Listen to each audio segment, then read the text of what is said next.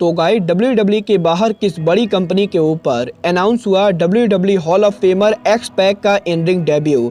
AEW के Chicago में शानदार डायनामाइट शो के बाद NJPW ने अनाउंस किया शिकागो में उनका अब तक का सबसे बड़ा शो। AEW में कोडी के हील टर्न और फैंस रिएक्शन को लेकर टोनी खान ने दिया है कौन सा बड़ा स्टेटमेंट।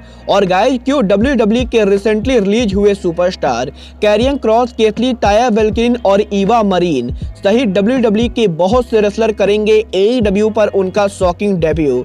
नमस्कार दोस्तों, मेरा नाम है रॉकी और आप देख रहे हैं एलीट FN मैनिया।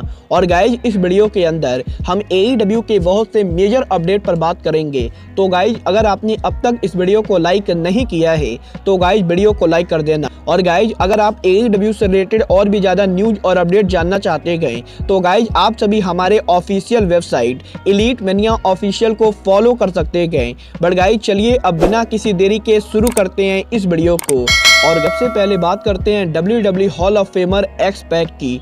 यार बात करें यहाँ पर एक्स पैक की तो गाइज जैसा कि आप सबको मालूम होगा एक्स पैक WWE के one of the most legendary faction DX के मेंबर रह चुके गए। और गाइज इसके अलावा एक्स पैक WWE के 2 टाइम हॉल ऑफ फेमर भी गए। और गाइज यहाँ पर एक्स पैक WWE के सम ऑफ द लॉयल रेसलर में से एक हैं, क्योंकि गाइज एक्स पैक ने उनके पूरे करियर के अंदर WCW और WWE को छोड़ के किसी भी और बड़ी कंपनी पर काम नहीं किया है। बट गाइज अब यही एक्स पैक के हॉल ऑफ फेमर बनने और रिटायर होने के बाद एक्स पैक पहली बार अमेरिका की एक बड़ी कंपनी पर काम करने वाले गए। और गाइज ये कंपनी और कोई नहीं, अमेरिका की one of the wrestling company GCW AKA game changer wrestling है। और गाइज जैसा कि मैंने आपको पहले ही बताया था कि GCW के सबसे बड़े show the world on GCW के ऊपर एक्स पैक ने GCW पर डेब्यू किया था, जहां पर एक्स पैक ने मैट कार्डोना पर अटैक किया था। और गाइस GCW के उस शो पर सेगमेंट के बाद अब GCW ने इस चीज को ऑफिशियली अनाउंस कर दिया है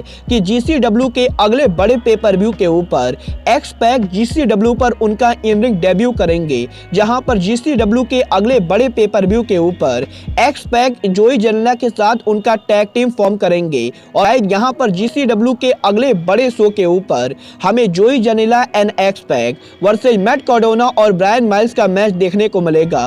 वेल गाइज मैं तो ये मैच देखने के लिए बहुत ही ज्यादा एक्साइटेड हूँ। बट गाइज चलिए फिलहाल आगे बढ़ते हैं और बात करते हैं NJPW के USA में अगले बड़े शो की।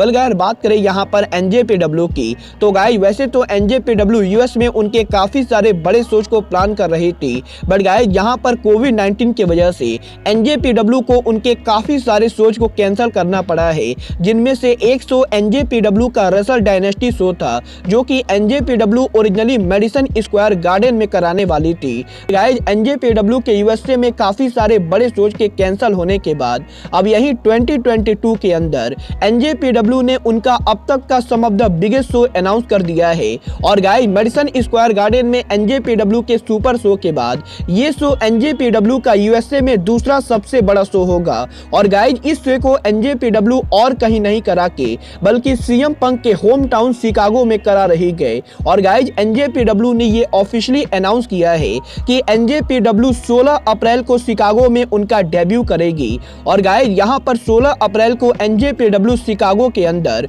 विंडी सिटी रियोट इवेंट कराने वाली गए, जो कि NJPW के one of the biggest pay per view में एक होगा। और गाइज NJPW के इस paper NJPW Odean expo centre में कराने वाली गए, जो कि काफी बड़ा अरीना है। और गाइज NJPW के इस शो के लिए NJPW ने Will Ospreay, Jeff Cobb, Tomohiro Ishii, Jay White, Jonah और टॉम लॉलर जैसे काफी सारे बड़े रेसलर्स के नाम अनाउंस कर दिए हैं। वेल गाइस देखना बहुत ही ज्यादा एक्साइटेड होगा कि क्या NJPW शिकागो में उनके शो को सोल्ड आउट कर पाती है या नहीं, क्योंकि गाइस इस बार NJPW का ये शो NJPW के पिछले शो के मुकाबले बड़े अरीना में होगा। और गाइस इसीलिए मैं ये देखने के लिए काफी ज्यादा एक्साइटेड हूँ कि NJPW इस इवेंट को सोल्ड आउट कर पाती है या नहीं। बट गाइस चलिए अब आगे बढ़ते हैं और बात करते हैं AEW AEW president Tony Khan की। अगर बात करें यहाँ पर खान साहब की, तो गाइज इस हफ्ते टोनी खान के लेटेस्ट इंटरव्यू के अंदर टोनी खान ने कोडी रोड्स के पॉसिबल हील टर्न को लेकर बात की गई।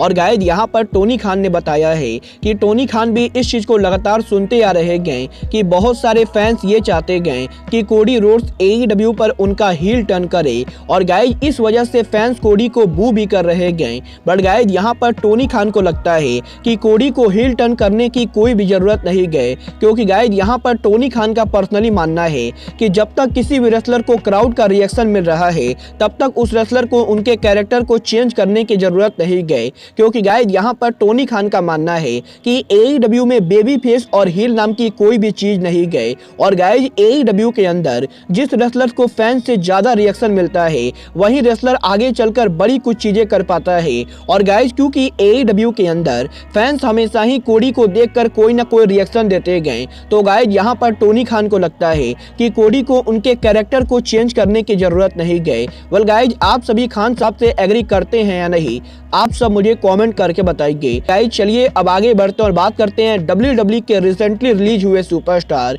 Carrion Kross, Keith Lee, Ember Moon, Oney Lorcan, Gran Metalik, Lince Dorado, Mia Yim और हैरी स्मिथ की।